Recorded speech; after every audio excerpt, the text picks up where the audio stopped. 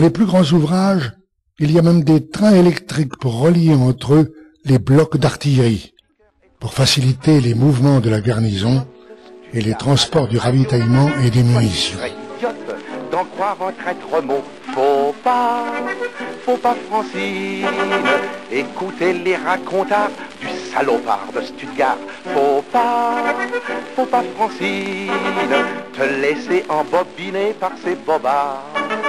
Quand je pense qu'il veut faire croire quand il jaspine que c'est un bon français de Barbès Rochechouart. Faut pas Francine. Et le lieutenant avait des ganglions. Le juteux souffrait de coliques néphrétiques. Le sergent avait le pylore atrophié. Le caporal un coryza chronique. Et le deuxième classe des corps aux pieds.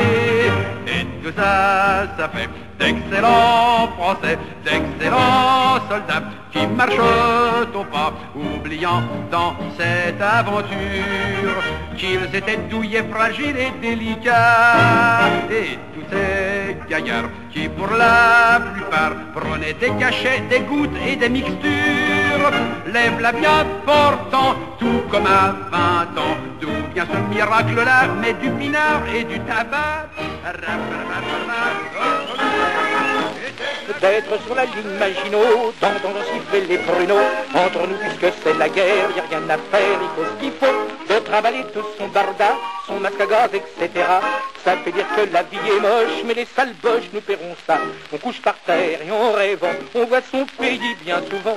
Mais quand on vient en permission, après des mois de privation, on est choyé, la chose est sûre, on vous procure des distractions. On vous conduit au cinéma, mais à la place d'Annabella.